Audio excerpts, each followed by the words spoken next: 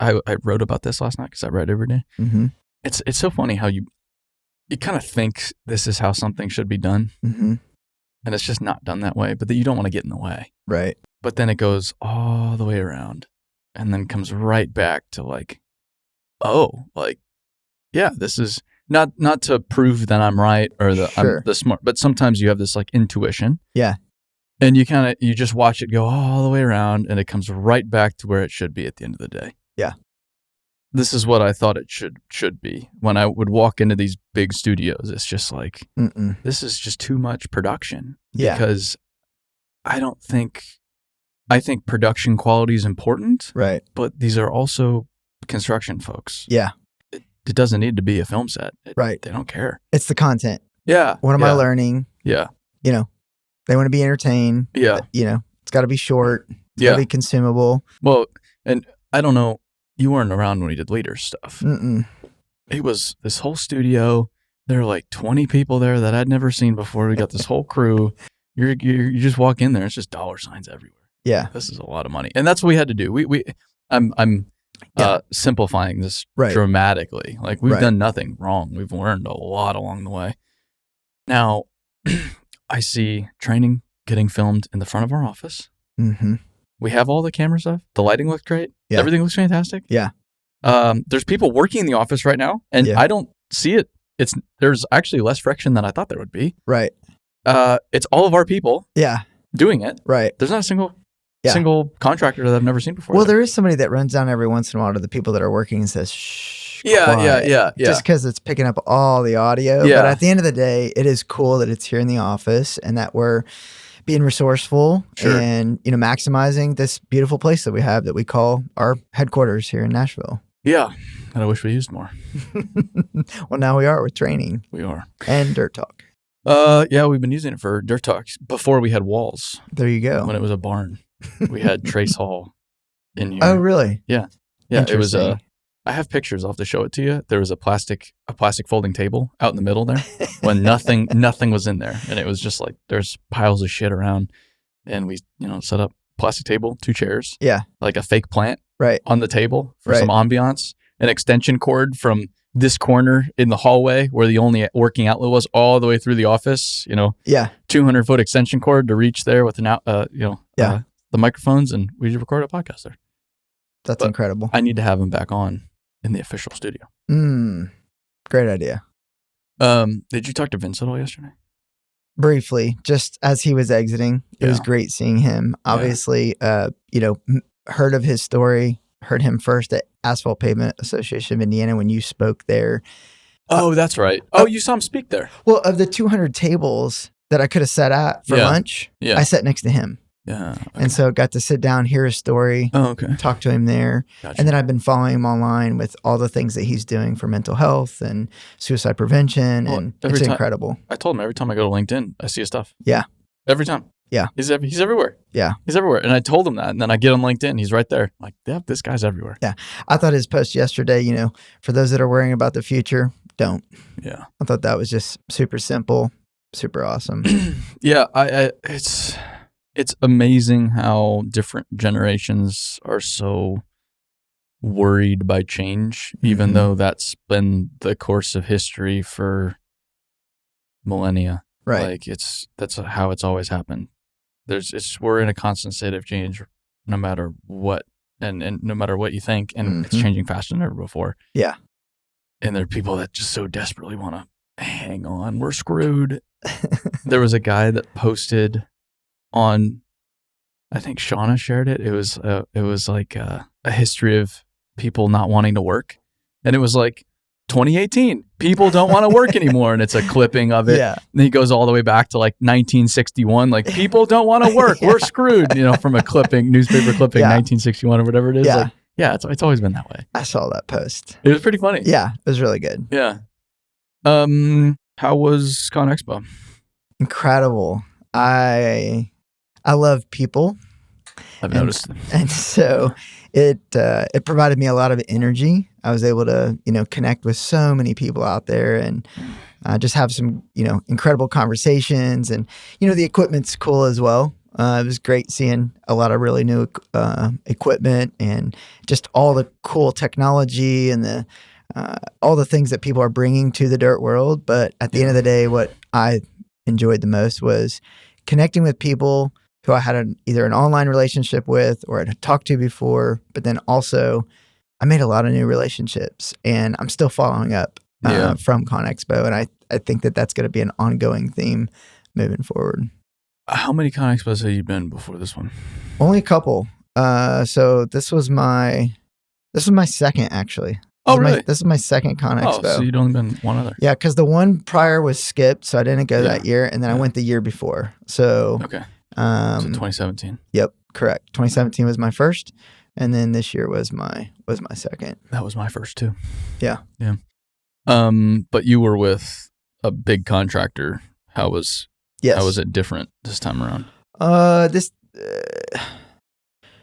So the first time I went, I was there part of AGC events as well. So I was going to some of the education. I went to a lot of the classes.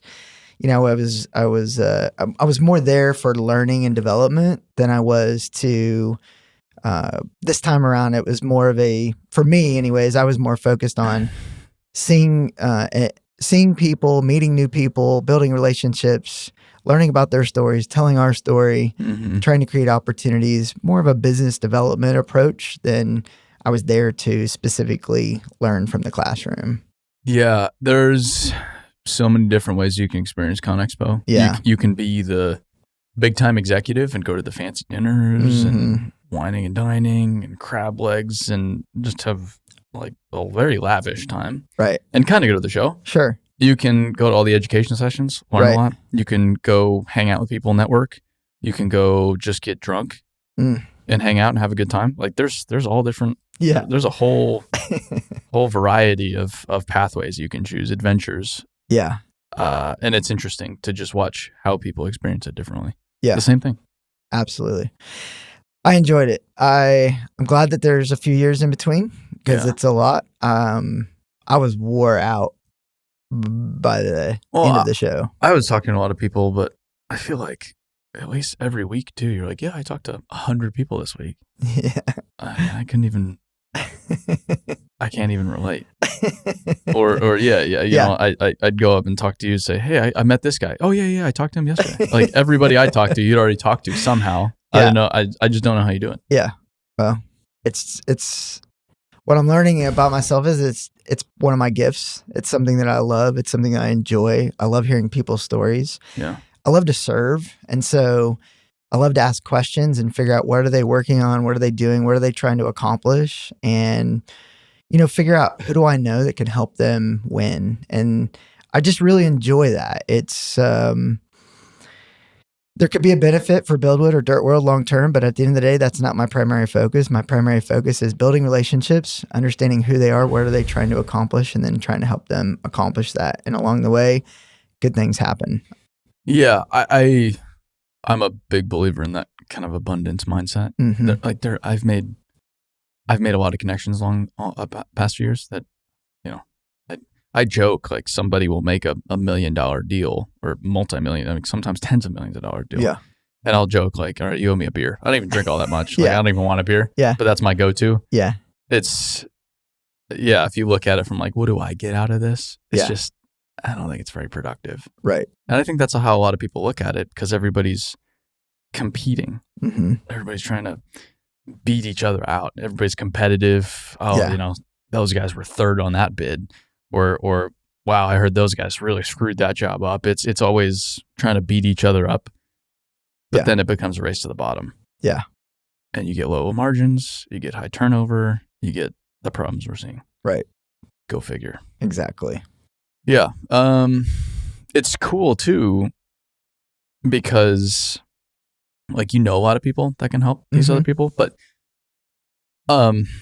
now like I feel like you went from like the local baseball league. It was like the big team in town. Sure. But still the regional team. Yep. Yeah, regional. Yep. To MLB. We're all over the place now. Yeah. with our reach, which is exciting. And then we're also creating some stuff that we kind of have like something that could potentially help everybody now. Yeah, Dirt World is incredible.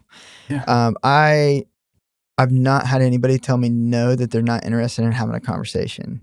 Sure. I can send a text, I can send an email, I can make a post, I can get a DM to somebody, and I can get a meeting on the books to talk about business in terms of what's going on in the dirt world. We can exchange ideas of what are they trying to solve, what are they working on, and we can figure out if we have something to offer, great. If not, then I probably know somebody that can help them solve that problem. So yeah, definitely much higher perspective and altitude and looking at things, seeing things from across the country now versus a regional area. Mm-hmm. And yeah, it's not hard to open up a door. The influence that Build What has built is incredible, and just being tied to that and being a part of that is incredible. It still surprises me. I mean, even I had a call with the cat dealer in Sweden this morning to try to go out there, and I don't ever assume that they know who the hell we are, because a lot of people don't know who we are. That's right. But I always ask, like, do you have any familiarity? Because if they do, that saves a lot of time. Both parties a lot of time. Like, okay, cool. Yeah. So you kind of understand what we're going for. And he's like, yeah, I love your videos. Yeah. And then he asks, where are you going next? And I say, I'm going to Australia. And he said, first trip of the year, huh? He's like, oh, so you watch my stuff? I'm like, great. Yeah, it's here. That's fantastic. You're aware. Instagram stories. Yeah. So this guy, singing Sweden, knows what we do. And then I get on the phone with the cat dealer in Chile. Right. So we're going to go down there in June. Awesome. They're excited to have us. They know who we are. It's amazing. Yeah. The whole Dirt World thing. It's not nonsense. It's like, right. I'm starting to go all over the world. And people know what the heck we're doing. Yeah. Well, what's cool for me too is even if somebody doesn't know who we are or what we do, we have some really cool marketing materials. So I can literally send them a quick note, show them a quick video, and they're like, yeah, I want to learn more. Sure. So it's fun working for an organization that knows how to tell a story. And when we tell our story well, then it's engaging. People want to learn more. They want to figure out what we're doing and how they can be a part of it. Well, and we're telling a story that's so compelling because the industry is so damn compelling. Yeah. Everybody is so, I've heard, if I had $1 for every time someone said, I didn't care about machines, and now I see machines everywhere, and now I don't even know why I'm excited about this construction project. Yeah. I think people are fascinated with how things are built and how the world around them actually operates. Yeah. And when you show it to them, they might not think about working at a wastewater treatment plant as a job, but now they at least know when you flush the toilet, that's where it goes and that's how it works. Exactly. It's fascinating. It's cool. Right. It's awesome. Yeah. I mean, I enjoyed following Chell the other day, the bridge slide, and that was cool. Just documenting it from, start of the slide to the finish of the slide, and, using Dawn dish soap to slide, and just like all those little kind of behind the scenes that nobody ever sees. They just drive over the bridge. And so it's like, it's exciting that we're bringing awareness to the construction, the innovation, the ideas, the people, the equipment. There's so much to what we do that impacts society. And it's like showing that behind the scenes of how we get to where we are with the tangibles that we leave behind. Well, and this is where I'm going to give UDOT a shout out. Yeah. Utah Department of Transportation. I think they do a really nice job on social media. They had a whole media crew out there. They shared the whole thing because, you shut down the interstate. I think it might have been I-80, maybe not. I think that's what it was. Yeah, I think it was I-80. So you shut down I-80. That screws up the whole valley. Like everybody's all pissed off about it. And then if you don't tell people what the heck you're doing, they're just pissed off. They're like, wow, DOT just making my life, my Saturday, my Sunday, my 2 days off with my kids miserable. The heck are these people doing? But then if you show them like, well, no, actually we're demolishing this entire bridge and sliding a whole new bridge into the exact same alignment and having that open to traffic following, that's nuts. Yeah. That's absolutely insane. Like it's already open to traffic. Yeah. And I think you buy you buy a lot more goodwill when you tell that story and actually educate people. Yeah. And I think UDOT does a fantastic job. I think they're, as far as I'm concerned, one of the best DOTs on social media because they're actually they're putting work into educating people, which I think's Yeah. Fantastic. Absolutely. Communication is the key.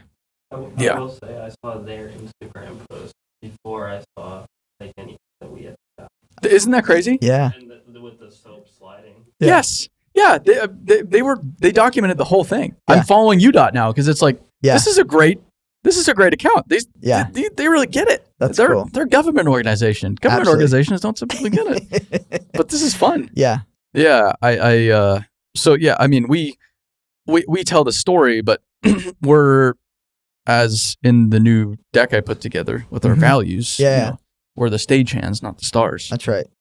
And it used to be kind of the value of ours was stay humble or be humble. I changed it to we're the stagehands, not the stars, because I think it speaks to humility, but in a more tangible way to what we do. We're there to just make the industry, the people of the industry, look good. That's right. That's it. Yeah. That's it. We're not there to like gotcha.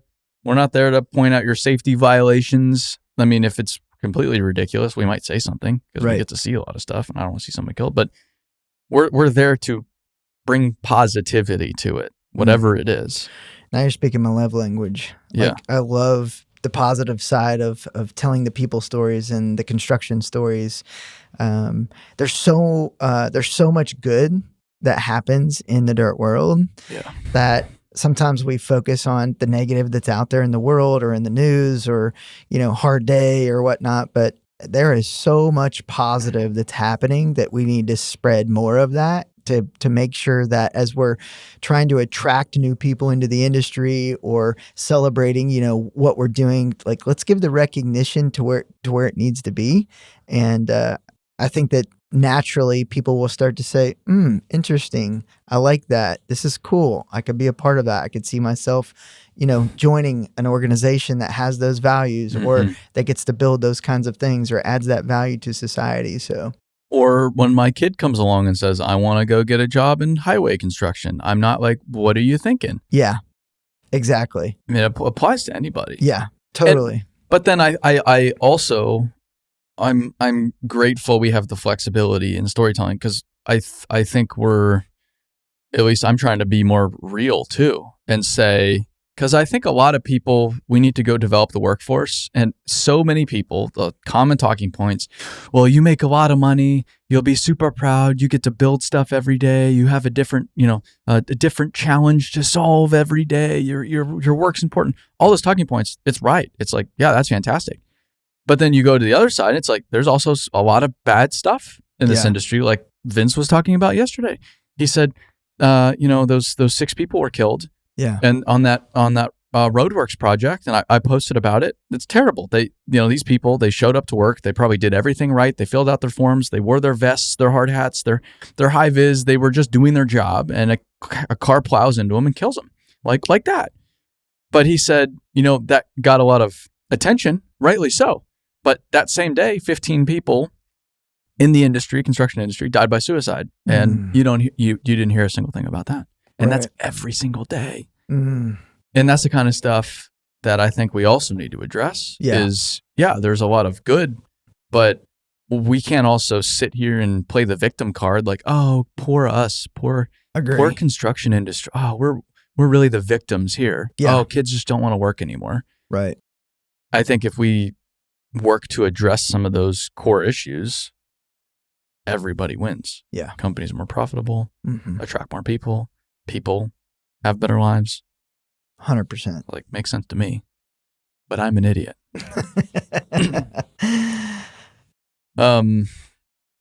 Speaking of storytelling, social media. Yeah. When did you start posting on social media consistently? 28 days before ConExpo. So what was your social media presence before 28 days before ConExpo? I would hit the like button every once in a while. So you were still on there. I was on there. You were one of those people lurking. I call them lurkers. Yeah, I was a lurker then, if that's what you call it. Yes. That's what I was doing, was lurking. Yeah. I was stalking and watching and carefully trying to stay abreast to everything that was going on. But every once in a while I would hit the like button, but never was posting. So why 28 days before ConExpo did you say, I'm going to post every day? So I stopped posting 3 years ago. And, you know, I enjoyed social media and was trying to use it for good and sharing stories and posting great things. But, you know, I'm a people pleaser by nature. I like to make people happy. It's just, I've done a lot of self-reflection of, you know, like who I am, and I like to make people happy. I made a post. It didn't work out. Somebody didn't like it. They made a comment and it tore me up. And I literally got off social media. I just quit, completely just shut down. It was painful. Felt like I, you know, lost a relationship, and, you know, it scared me. I went into protect and defend mode. And this was, you were an executive at a big company. Yeah. I was an executive at a big company. I had, you know, I was director of marketing and business development. It was kind of part of what I thought was what I could and should be doing. But you know, it wasn't welcomed. And so I respected it. You know, here I am. I've got a career. I've got a family. I've got things that I need to do. And, you know, when I was challenged by it, it was a pretty simple, you know, decision. It was like, okay, I'm off social media. So I quit. Didn't necessarily agree with it, didn't understand it, but I just kind of pushed that wound to the side and continued forward. And then did a podcast with you last year. Yeah. Failed miserably. I haven't even listened to what we talked about. I couldn't even tell you. I couldn't tell you either. Yeah. It was sent to me. Alex was great. Sent it to me. He's like, hey, you can take a look. I couldn't listen to it. I'd hit play and I couldn't even listen to it. And the interesting thing was, what I was most afraid of was that it was going to be posted online. And then there was going to be this judgment. And I'm not good enough. Or what if I said something stupid? Or, you know, just I was still in that protect and defend mode. Yeah. And I'm a big believer in, you're in one of two camps. You're either in learn and grow, or you're in protect and defend. And what happened was, literally during the podcast, towards the end of it, we were talking a little bit about that. And I had some self-actualization during the podcast that I was in protect and defend mode. And it scared the crap out of me. I was like, whoa, you are something that you don't want to be. You need to process what you've been through. You need to process where you're at. You need to figure this out. So I had to work through some things. I started writing. I started talking. I started thinking through, like, what is going on? Why am I afraid of social media? Who am I? And what I'd realized is like, kind of lost myself. You climb the corporate ladder, and then things start to become risky. And, you know, here I am, middle-aged, and I'm 46 now. And, you know, if you say something, you know, and you offend somebody, or things don't, you know, somebody doesn't agree with you, like, it could cause problems. And in the position I'm in of business development and connecting with people and building relationships and creating opportunities, like, it became very risky for me. Yeah. So the easy thing to do is to shut down and to just say, I'm just not going to take any risk. And what I've learned from you and BuildWit and others here is that, you know, social media is a great tool. It's a great place to connect with great people. It's a great place to tell stories. It's a great place to celebrate and support each other. There's a lot of bad things that can happen on social media. There's a lot of negative things. There could be negative comments. There can be judging. There could be a lot of this. But if I know what my values are, faith, family, health, career, and community, if I know what BuildWit's values are, and if I'm aligned in doing for the greater good of this world, this kingdom, and doing things with a good heart, that there's going to be somebody that does not like what I say, or somebody that does not agree with a post that I make. But as long as I'm doing it with a good heart and good intentions, then I'm just going to have to accept that there are mean people in the world. Yeah. And I can't let that impact me, bother me. And so I heard a quote, I can't remember who said it, but it was something like, and I'm paraphrasing, the only way to overcome fear is with action. And so I just kept telling myself that every day. The only way to overcome fear is with action. And so it's like, I've got to get uncomfortable in order to move through and process this. And so I decided that I was going to go out to ConExpo, and what a great place to connect with people and be social and be able to post and share ideas and share stories. And, it was something that I wanted to be able to do, and that I needed to have a social media presence, because when you meet people, the first thing that they do is they go and check out your profile. Yeah. They want to see who you really are, and, what do you believe in? What do you stand for? And what are you saying? And what do you like? And what do you not like? And, and do I relate with those people? And I didn't have anything. And so I thought the only way to do this is to start posting consistently. And if I put it out there publicly, I'm the type of person that I'm an all in or none at all type person. Mm-hmm. So if I committed to it and publicly committed to it, it was like, I'm going to post every day until ConExpo. Mm. And the goal was to become more comfortable. I think what you're talking about is probably really relatable. It's not at all relatable to me, because I get it. shared my whole life We're on the very internet different. for years That's why now, we work but well together. I think it's really relatable for a lot of people in the construction industry at the executive level, especially. Yeah. Because that's who sets the example, Yeah. whether they think so or not. Right. Executive level for sure, but all the way down to operators, to laborers. A lot of people don't share stuff even at the field level, because they think, and rightly so, they're going to be criticized. Yeah. Because there's a lot of opinions in That's this right. industry. There's a lot of proud people, and Yeah. you're doing it wrong. Right. And it's so funny to watch some of these people say you're doing it wrong based on a 12-second clip in a state they've never been to. It's Yeah. like, how do you know that's wrong? Right. Like, how do you know? You've never been there. You weren't there. You don't even know. Like, It's just funny. It's funny how critical people are. Well, I 100% agree. It's easy to talk about, like, what should, like, hey, I want to inspire other executives that are, I want to inspire them to use social media as a tool to share their stories, to encourage their people to. Yeah. But it's risk. It's Sure. like they're putting risk out there. I don't know what it's going to take. I think it's just maybe a timing thing. Maybe I'm Gen X, maybe some of the boomers, Yeah. maybe this next gen that's coming through, like, they've grown up with it. They've lived it. It's a part of their life. Maybe, I think that it will carry through with them into their leadership. I think so too. But going back to the risk comment, I heard Jim Koch, he founded Boston Brewing Company. He talked about perceived risk versus actual risk in a podcast long ago before I started the business. And it actually helped me start the business. And he talked about, he was an executive at like Boston Consulting Group, like big time. And at Boston Consulting, that's one of the finest organizations in the world. That's big time. That's really big time. And he left to go start a beer company. And he talked about risk as he led, I forget what it's called, this outdoors organization.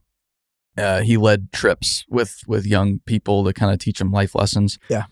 And one of the things they would do is rappel off a cliff, or which seems really scary. It seems risky, but it's not actually risky. The rope is rated for way beyond what you are, and there are so many fail safes, and unless you do it way wrong, Yeah.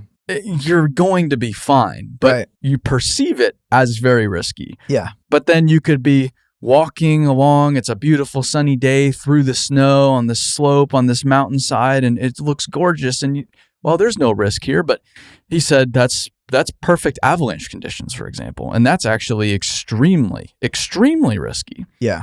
And I think the risk profile of sharing on social media as an industry has changed, and people haven't caught up yet. I do think it paid as businesses not to share and to just hide under a rock, historically speaking. Right.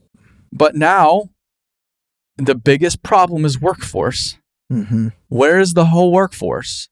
Online. Right. Where's the whole future generation? Online. You ask anybody. Okay, I'm not on social media. It's stupid. Where are your kids? Yeah. Okay, then like what are we talking about here? You're not the target audience. Your kids are the target audience. And so now I think the risk profile's changed to, it's riskier not to be involved in this going forward. Yeah. It's changed. Yeah. And it's perceived as risky. The status quo is easy. Saying no, not doing it, that is the easy path Right. because it does limit your risk, but it's perceived risk versus actual risk. Yeah. The risk to your business of putting it out there and potentially getting some blowback Yeah. is far less than not being able to attract a future workforce. Yeah. One thing I think is important for the people to hear is I didn't know what to expect when I hit the first post. Yeah. So where did you start? I started with my fear of social media and anxiety and all of the problems and just came out and was very vulnerable about how fearful I was of it and that I was going to be posting for the next 28 days and looking for their support. And what's interesting is the comments and the DMs and the reach outs that I had were overwhelming. And every day that I posted, I started to get more and more comfortable. But that very first post, I literally could not breathe before I hit the button to hit post. It was that traumatic. Mel Robbins has a thing, 5, 4, 3, 2, 1. I put that in my post and said, all right, I'm going to do this. And I can literally remember closing my eyes and counting down and then hitting post. Yeah. And it was almost like I was scared to death, but it was also like I felt like I just jumped out of an airplane. It just felt free. Yeah. Like I was free falling, and it feels good. And now I'm a little emotional about it, obviously because of how deep and the things that I've been through. But at the end of the day, like I'm excited to get my story out, and I'm glad that I work with and for an organization that is vulnerable and that is willing to share transparently and work through things because life's hard and everybody's dealing with stuff. And what I want to do is be my authentic self. And for too long, I just felt like I was getting in that protect and defend mode. And you're right, getting to that, the easiest thing to do is nothing. That's safe. But at the end of the day, I'm having the time of my life now. And I'm so grateful I actually enjoy writing. I actually enjoy telling these stories. I actually enjoy engaging with people. I enjoy the connections that I'm making, the new meetings that I'm having, the conversations that we're having, and the awareness that, I'm able to bring. And I don't talk about excavators every day, or I don't talk about, I just talk about life. And I'm trying to figure out this balance between work and personal. Sure. And I'm only on Instagram and LinkedIn.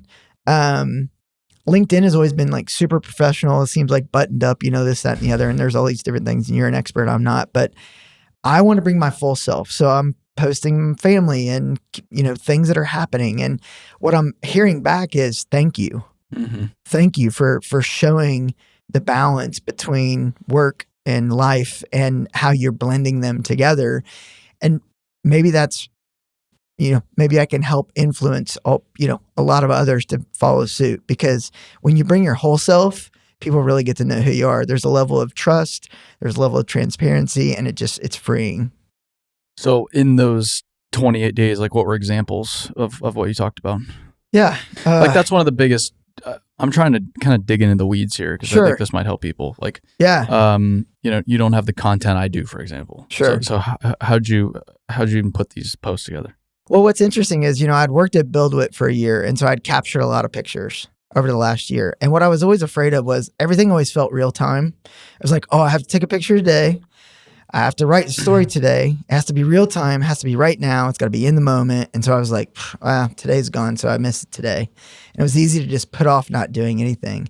And what I come to realize was maybe I was just naive to social media, but it's like, tell a compelling story, match it up with an image that makes sense, and put it out there in the world, because at the end of the day, social is meant to be a social conversation. It's meant to be, connecting with people in a new way, bringing, awareness or, whatever. So tell a story about a week ago, tell a story about a month ago, tell a story about whenever, connect it with an image that, that you care about or that maybe makes sense, and just put it out there, and it's going to create, a response. And that's what you're looking for, is engagement. You're looking for a conversation. It's social media is to communicate, period. I've been very vulnerable, talking about my personal self, my experiences, growing up, my family relationships. I've talked about my dad a lot. You know, he's one of my mentors, my idols. He brought me into the business. I've actually done a lot of self-reflecting on my perfectionism. I get it from my dad. My dad was a perfectionist. Sure. You know, but I have not processed any of this. And by writing and getting this out there, I've started to actually think through who I am, what I believe in, what I stand for, and it just feels good to kind of get that stuff out. I think there's only I only offer one piece of social media advice. Yeah. And that is, I don't care where you do it, how you do it, tell a story every day. Yeah. That's the only way to do it. I don't believe there's any other way to do it, to really get good at it, to really figure out how to tell a story, how to even spot stories. Because right now, you're probably seeing opportunities for stories and thinking about it as you go now, because you've started to train your brain exactly to work like that. Yes. The only way to do that, it's like 75 hard. Yeah. You have to do it repeatedly every day Yeah. for a long duration Right. to start rewiring yourself to even be more capable of telling stories. And so I tell people, post every day. Mm-hmm. That's it. That's the secret. Post every day. Tell a story every day.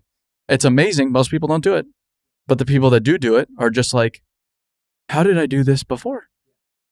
Well, and you mentioned 75 hard, which I am on right now. And I've learned that, you know, win the morning, win the day, you know, type mentality. It's like your schedule is precious. There's only so much time in a day. And so then you have to think through, what are my priorities? And it's that whole prioritize and execute that Jocko teaches, right? It's like, if storytelling and posting is not a priority, it's not going to happen because it's going to get pushed. Sure. And so the other thing is, I was just talking with Pat today, which Pat has been great at, you know, talking to me a little bit about social media and giving me some tips and tricks and thoughts and ideas and coaching. Grateful for him for that.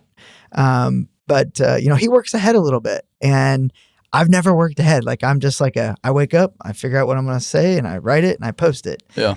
And I'm just like, I'm not sure where I'm going to fall, but I do agree that daily is important. I was on my 5-mile walk this morning, and I've got my phone with me, and I'm taking pictures of stories. Mm-hmm. I got cranes, I got people getting out, you know, construction workers getting out, the sun rising, and I'm thinking, oh man, that'd be a great story talking about, you know, it's just, but you're exactly right. It's like, just capture content, and your mind, as you start telling those stories every day, you start to naturally think about, that would be a great story. That would be a great story. And that to me is the most important thing about it. And you, I can't stress it. You can't do that. You can't get there without being consistent. Right. It's like you buy a new car, you buy a white Ford pickup, and now there's white Ford pickups everywhere because you're now that's important to your mind.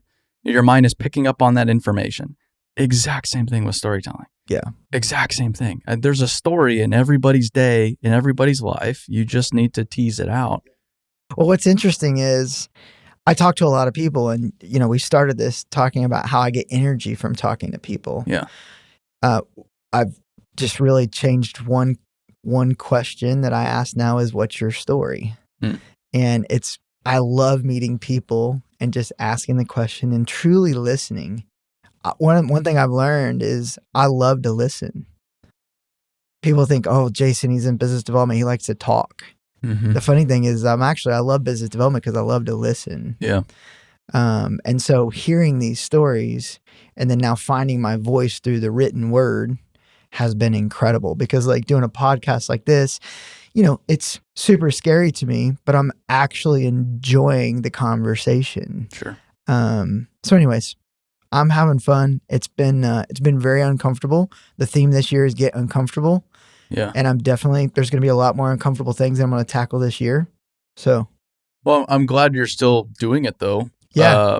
Because I was worried you'd get to Con Expo and it would fizzle quit. off. But nope. Yeah, no, you're full bore. Yeah. Well, it's, I posted a reel this morning. You know, I was really thankful that, you know, yesterday we had a quick dinner, and afterwards we got to go over to Nissan Stadium and check out the Dirtworks guys, and they're getting ready for motocross, the AMA motocross over there. And so, you know, I'm bringing my phone with me, and I'm like snapping photos, and I'm thinking, man, this would be a fun, cool reel. And, you know, it's like, I've never made reels before, but now it's like, oh, you can say a little bit, you can put a bunch of photos together and you can put some music with it. I'm like, and then enjoy watching and learning, what's going on in the world. And Sure. I love it. I'm having a blast doing it.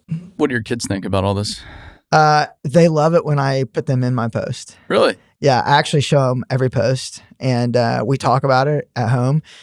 They want to know when they can get Instagram because they still don't have it yet. They do watch, the channel, the YouTube and whatnot, but they're, my son actually wants to be, YouTube star and a sneakerhead and all kinds of things. But my daughter's actually wanting to get into photography. And so, it's kind of fun. I show them what I'm doing and I read my posts. And I'm very transparent at home. Mm-hmm. I've talked to them about my anxiety and my troubles and, whatnot with the entire family. Wife, 2 kids, 14 and 11. And I think it's really healthy, to have those conversations about struggles that I'm having. If you come home and just show the highlight reel all the time, there's no learning and growing for everyone. And so the more transparent I can be with them, the more transparent I can be in public. And so it's been great talking to them. They love it. They're so excited. Actually, when we went to Florida here not long ago, we stopped by the Nashville office, and that was one of my posts. Yeah. And my kids toured the office, and they were running around and writing messages on boards. And I can still remember one thing that's given me peace and comfort right now is I can remember when my kids were in this studio with me, and I felt great. It was like they gave me a peace and comfort. And, so as I'm sitting here talking with you, even though there was a lot of anxiety at the beginning, I have a lot of peace and comfort right now just because I'm in a safe place and it's not as scary anymore because I've come out and agreed that there's going to be bad stuff that happens to people in social, but it is what it is. I'm not going to worry about that anymore. I want to be in learn and grow mode. It's for the greater good. It's to hopefully, inspire people. It's to, I feel better about what I'm doing. I've been able to process some of those painful moments and move on. But I was stuck for a long time, and now I'm unstuck. And so, the best is yet to come. Yeah, it's so easy to fixate on the negative, though. I spoke with a large company the other day. I don't even say what kind of company because it limits it. Large company, and they're thinking of working with us on something, and they said, yeah, I gotta be honest, us even bringing your name up and this BuildWit name up has caused a lot, as concerned. The higher ups, are concerned. Risk. Yeah, and they're kind of saying, what are you even thinking? And I've got that a lot, and I don't intentionally try to ruffle feathers. I'm not sitting around really intentionally trying to do that. I don't have any interest in that. But at the same time, if our mission really is our mission, not everybody's going to like it, right? And I told them, this is not the first time, but also that's why I reach tens of millions of people. Yeah, every month. Yeah. So you're saying things that others wish that they could say. What do you want? And that's why I employ 75 people. Mm-hmm. Yeah. It's so I'm going to keep doing that because it's worked out really well for me. It's worked out really well for our business. We've made a big impact. We've changed a lot of lives, I like to believe. And I've heard of the, I was standing with a young kid the other day. I asked him, what are you doing? He said, I'm at Arizona State. I'm an intern at this company. Oh, no shit. And he, what are you doing? Oh, construction management. And he said, I'm actually doing construction heavy civil because I saw it on your social media. And I'm sitting there, I'm like, dang, it's so easy to get wrapped up in these negative comments or the people that don't like it. And you lose sight of, well, that's somebody's life that we helped change. They're doing the work. So I don't it's not us that gets the credit for it, but we helped, we helped put someone on a different trajectory that's ultimately working out better for them than anything else and getting them closer to who they should be as an individual. That's pretty damn cool. Yeah. Well, and something else too, just to double back to the lurker comment, there's a lot of lurkers. So many. And these guys, a lot of times, they don't have a profile, but they're sitting on their wife's profile every night. Like, I know they're there. I know you're there. You're not hiding. Yeah. Well, what's interesting is I've had some people reach out to me and they're like, I love what you're doing. It's incredible. Thank you so much. I'm so proud of you. I've loved your journey. I'm enjoying it. And I joked, it was a good friend. So I was able to give some really good color content back to them. And I said, well, why don't you tell me online? Mm-hmm. It's like, why do you got to tell me on the phone? Why do you got to tell me in a text? And so, I'm not looking for that, but it's another lurker that's just scrolling and watching. There's a lot of eyeballs that are watching that you don't even know. And so even when you don't think that you're making an impact, if you get 3 likes, it doesn't matter. There's probably 300 people that actually read it, and you're probably making a bigger impact than you even realize. All the time. Like, for example, I'll be talking to Dan, like, oh yeah, my wife saw this on your social. And I'll sit there, oh wow, that's amazing. I didn't know your wife followed me on social. And then I'll sit there and be like, oh, like, what poop jokes have I made recently that I probably wouldn't have been proud of, but it's like, well, it is what it is. And then I go back to doing what I'm doing. Yeah. But I forget about that. But it's also the opposite too. Sometimes, we had something happen and these people commenting on what we're doing on social media. And I sit there, I'm like, you have my cell phone number. Call me. You should have called me. If you really wanted to make a difference, you would have called me and we would have handled it and we would have had a great conversation and things would be different. But you took this other approach, and that was, let's go gang up on what's happening here, which is a good thing ultimately. Yeah. And the desire is more than pure, and we're all trying to do the same thing. Right. But it's let's gang up and let's make it public. Yeah. Let's kind of stick it to them. And you can't hide behind the keyboard. You still have to be relational. So there's a time and a place for every communication channel, and you just got to know when to use the right one. Yes. But LinkedIn by far is still so underutilized. Yeah. Everybody's sleeping on LinkedIn. Mm-hmm. And the thing with the lurking is it only sets you back. Yeah. Because I feel like you've created all of these new connections, all of this stuff that's happened after you started posting. Right. That would have never existed. Never. It's crazy. It's opening up doors. It's new conversations. It's giving me new insights. I'm learning, about new businesses, new business opportunities. It's incredible. And I jumped on a call the other day. It was interesting. Glad to be on this call. I feel like I already know you, was the comment that was made. It was like, interesting. So I haven't had that in years. Sure. Nobody has told me that before. And they're literally talking to me about things I have said and done and posted and shared. And it was like a new experience for me because I've never been through that before. And I was like, we're starting from a positive. Totally. Because they've done their homework. They've looked at this. And so I don't even have to go through that. We can just move forward. So it's like way more efficient, way more productive. Way more. Yeah. Well, and you can just sit there. Okay, great. Now you know who I am. Now I can just be totally interested in you. Exactly. And we can accomplish what we need to accomplish together here. It's so nice. Right. When, I follow you. Awesome. You know what we're trying to do. I can just wholly focus on you as an individual now. 100%. Great. And I believe it's Simon Sinek that says people do business with people they know, like, and trust. Uh-huh. And it's like, you can build a lot of that know, like, and trust prior to. And so, yes, 100%. Then you can focus on listening, which is incredible. Asking great questions, understanding their goals and objectives, their stories. What are they, how can we help? How can we serve?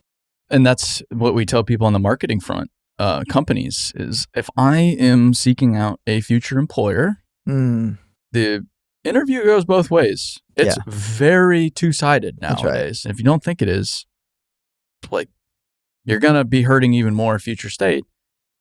I'm going to Google that company. Yeah. Okay, so I'm going to look at their website. I'm going to look at their social media. I want to know who they are. Right. And if it's a bunch of posts, okay, they posted on Christmas. Right. Okay, they posted Happy Thanksgiving. Yeah. Oh, now they have a St. Patrick's Day post where everybody's wearing funny hats. That's hilarious. That doesn't tell me anything. Right. I know nothing about that company. Yeah. It's frustrating when I go to a construction company's social media and they don't post about construction. They don't post about what they do. Yeah. It's like, show me what you do. That's what I want to see. Or the big mining companies a lot of times are the top offenders. It's all about we've planted these trees, and here's a smiling person. Yeah. And here's some people in the office doing something important. And here's our chief executive officer speaking at this conference. It's like, that's awesome. But what pays the bills? Putting rocks into trucks. Yeah. And smashing them and pulling the copper out, pulling the gold out, whatever it is. That's what pays the bills. That's what I want to see. I want to see the trucks. I want to see the shovels. I want to see the people doing the hard work. That's what I want to, that's what I'm there for. But celebrating the holidays is safe. It is risk free. Well, ask Starbucks about that. Oh, interesting. You go all in on Christmas. Not these days, Buster. Yeah. You put Jesus on coffee cups. You're out. In trouble. Yeah. There's and not that I think it was just Christmas. I don't even think it was Jesus. Sure. Right. Yeah, but it's just. But the frustrating thing is it does them a disservice. It does the industry a disservice. It does their people a disservice. It does everybody a disservice. Well, and there's so much more of a story to tell. It's like nobody wants to read the first 3 chapters. Mm-hmm. Show us the whole book. Yeah. So what is life like at an organization? So you start here and you go here, and these are the types of jobs, and here's all of the companies, or here's all of the divisions, and here's what a career path could look like. Here's what our learning and training and development looks like. Here's what safety, like show it all. Yeah. I mean, that to me, gives a much better view into the organization. And if I'm looking at, do I choose company A or do I choose company B? And company A is showing me a clear view of who they are, what they stand for, what entry point looks like, what they do, what a career path could look like. They celebrate, they recognize, they've got a great culture. Like, to me, I'm choosing company A over company B that's doing nothing or just totally playing it safe. Well, I've been criticized for being too critical and not pointing out good examples, which is what I think I've pointed out good examples for 5 years now. But right, I get it. I also get it. Yeah. So a great example of a company doing a great job, I feel like, is Bravis in Australia. We're going to see them next month. They were, of all the mining companies I can reach out to in Australia, they're top of mind for me for sure. Because if you go to their LinkedIn, they don't just show you what they do. They say, we've got this criticism from this environmental group. So here's their criticism, but here's the reality. It's not at all true. And this is what we actually do. Here's the reality. Transparency. They're telling their side of the story. They call it out. It's amazing. They don't let these environmental groups, these very narrative. loud but very small factions, dictate their entire messaging. They say, no. You are lying right now, and we're going to show you otherwise. Right. I love that. Yeah. I love going on their social media. So like, what's going on today? Like, what's someone saying? And they do it in such a tactful manner.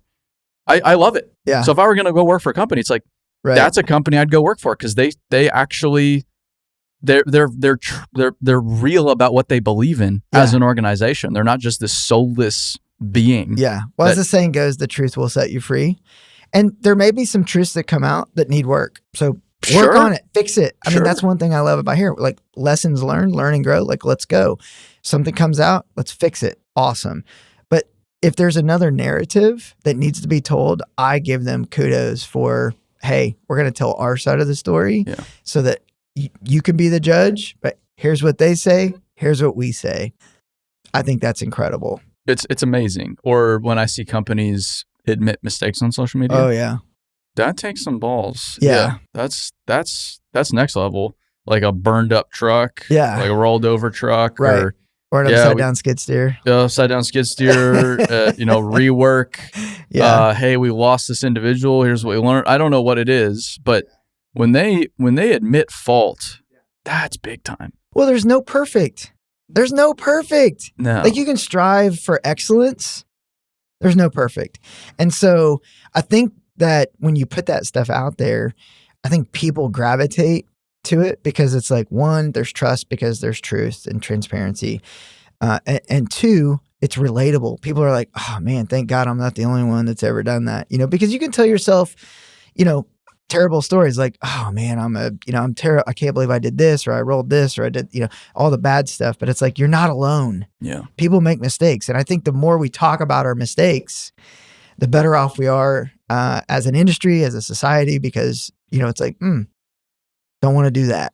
Totally. Well, and it's like if you really are concerned about people's safety, Yeah. we shouldn't be competing on safety. 100%. So if I go make a mistake, I should be talking about it. Right. And I should be educating others on my mistake so that other people avoid it. Yeah. That to me makes sense. I get it's scary. I get there's lots of liability, but you also have to consider it's like, what is the real liability? How many actual lawsuits have there been? Mm-hmm. Like what are the real? I know there's this OSHA boogeyman out there. Mm-hmm. I haven't seen very many companies actually get an OSHA fine. Right. I haven't. Yeah. And I've gotten around. Sure. Yeah. Like MSHA's a different story. Right. They love to find people. Yeah. But they have a methodology for it. And it's usually small things. Yeah. They're also made into this boogeyman that is not true. Yeah. But a lot of it's like risk isn't even there. And then you're also buying goodwill. Right. Because if you're open about mistakes, now they're not going to sit there and like, you're not screwing people. Yeah. They don't feel like you're screwing people, and they're not going to dig in even more unnecessarily because you're being shady about something. Yeah. Speaking of OSHA and MSHA and boogeymans and whatnot, I've noticed on social media, there's a lot of people that think they work for OSHA or MSHA. Oh, it drives me. Why? It's so frustrating. It's so frustrating. And it gets deep. I mean, like they're pulling out the book, they're quoting, it gets deep. And I'm like, whoa.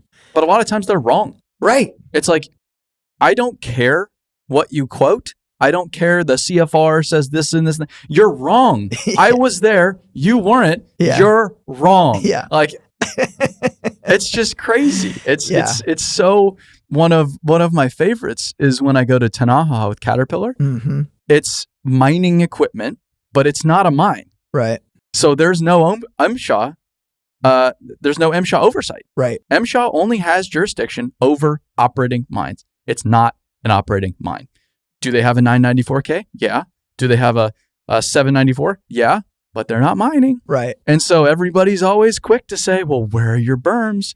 Where are your wheel chocks? This and that. It's like, okay, good for you. You've been through MSHA training, Mr. Smart Safety Guy, but it's not an MSHA site. So get the hell out of here. Yeah. Well, but I mean, it goes back to what we've talked about earlier. Like, you know, you take a snap of a photo out on a job site, an executive, and they're thinking, I want to post this.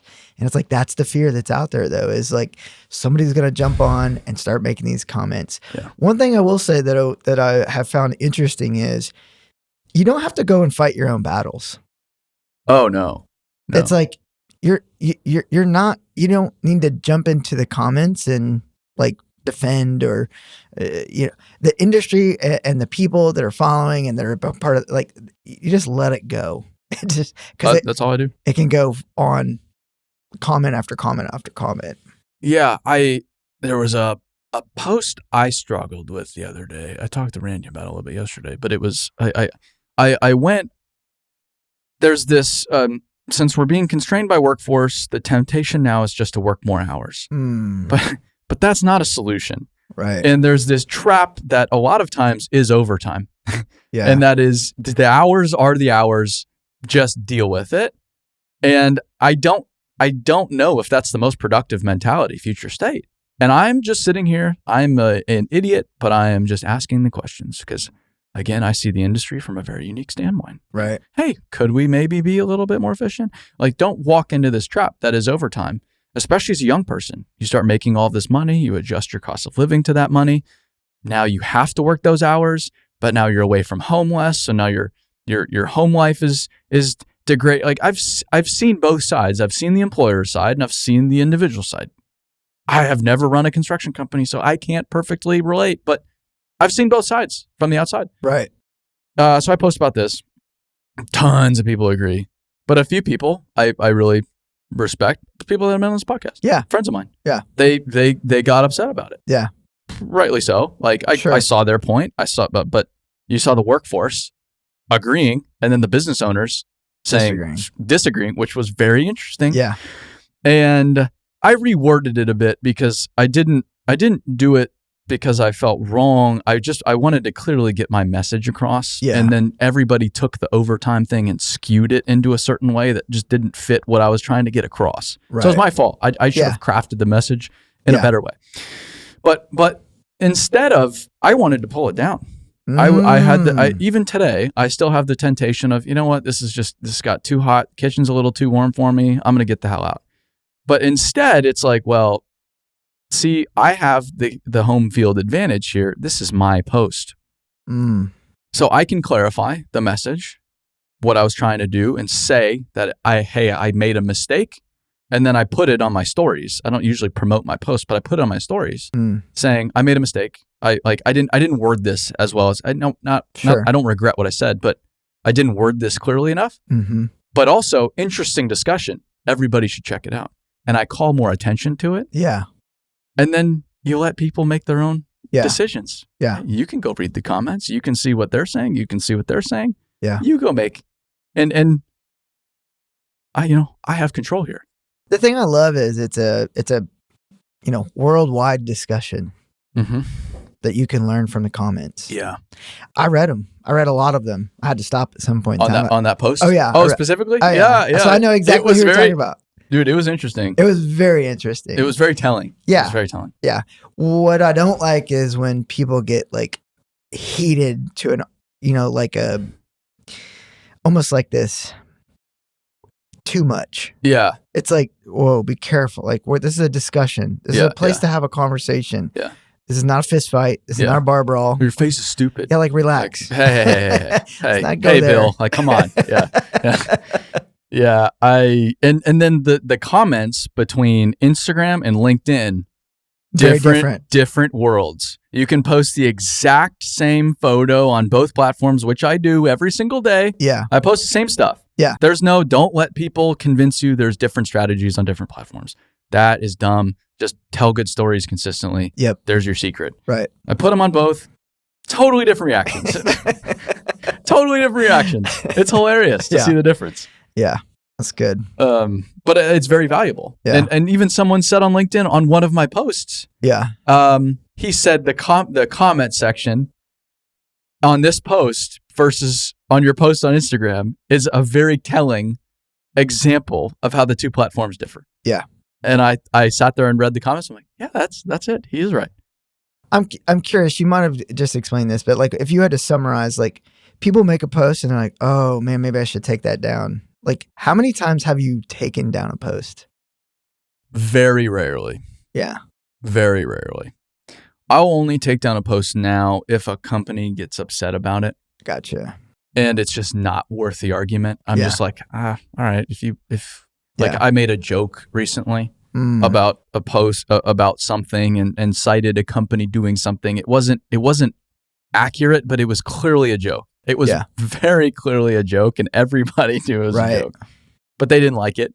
And so I heard about it, and I'm like, all right, I just took it down. I don't. And then they said, well, we want to, if you use our company, we want to approve everything you say going forward. And so it's like, okay, then I just won't post about your company. Yeah. Like, it's that simple. My intent is good. I want to talk about you. I want to promote you. I love your company. Right. But then if you want to micromanage everything I do, not worth it, dude. I'm not going to go draft up posts and send it to an email and wait for 5 people. It's just like, get out of here. No, that's not how it works. So I just want to talk about you guys. Right. And I'll sit here and say, yeah, sure. Check. Like, made a mistake. Understood. Won't do it again. Like, do I feel sorry for it? No. Like, lighten up a little bit. But at the same time, I get it. I'm not a big company. I don't have to manage all these expectations and these rules and laws. Right. Check.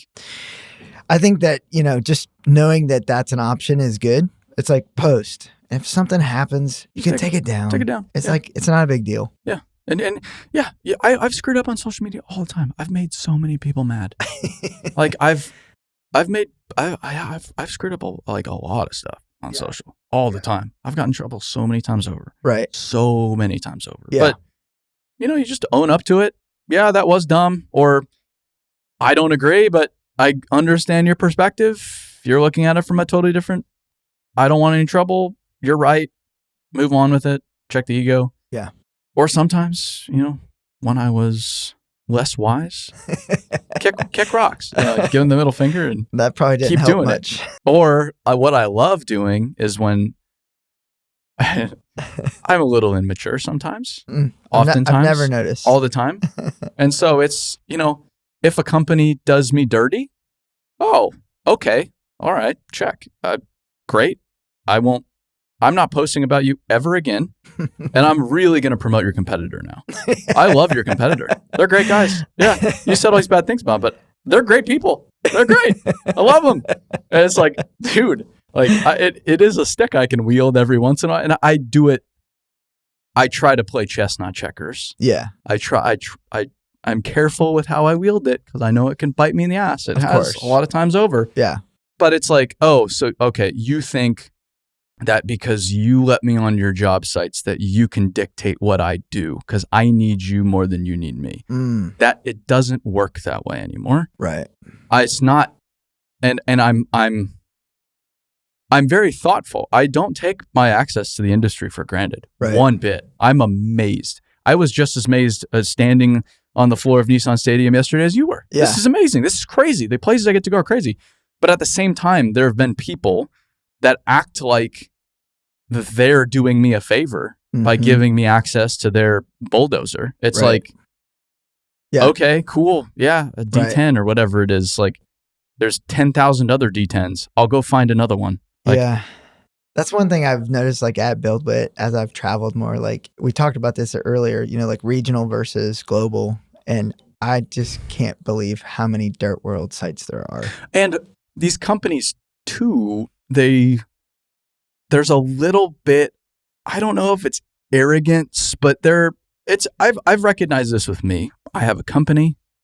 Most everything in my life, I kind of get my way a lot of times. You can kind of build a company to jive with your personality and to kind of just, if I want a fish tank on my desk, I go get a fish tank on my desk. I don't care. And then I get into the real world, like the grocery store, and you're waiting in line at the grocery store and you're kind of annoyed about it. But then you have to remind yourself, like, shut the hell up. Like, you're nobody. Get the hell out of here. Like, you slap yourself around a little bit in your mind. Like, dude, like, you can't skip the line at the grocery store, but you're so used to it. You kind of get, like, you just assume that's the way it is. Right. Companies, I think that happens to companies when they just dominate a region. Mm-hmm. They are used to being the big dog. They have the buying power. Yeah. They have all the relationships. Yeah. But then you go one state over, you're like, no one knows who you guys are.